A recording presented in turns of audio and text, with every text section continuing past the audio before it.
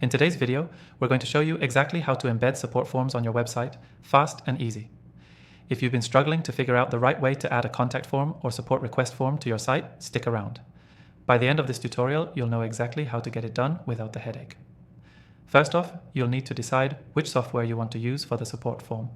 There are a lot of options out there, but after testing a few of the most popular ones, I've got an exclusive recommendation for you in the description. This software is easy to integrate and offers a free trial, so you can follow along with me in real time. You'll only find that free trial through my channel, so make sure to grab it. Once you've chosen your software, the next step is setting it up. Typically, this software will provide a unique embed code that you can use to place the form directly on your site. Log into your account and navigate to the support form section.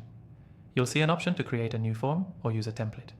Choose one based on your needs, whether it's a basic contact form or a more complex support ticket form. Once you've designed your form, hit save and the software will generate an embed code for you.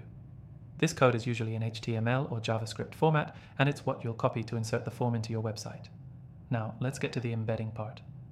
Head over to the page where you want the support form to appear. If you're using a website builder like WordPress or Wix, this is simple.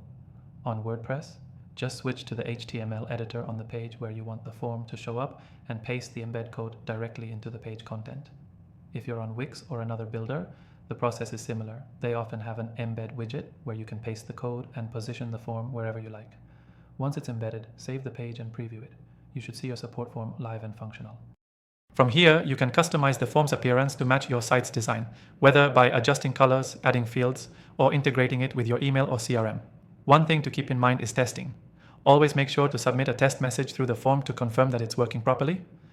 Check that the emails are coming through and that the form is submitting data correctly. And that's it. Embedding a support form on your website is that simple.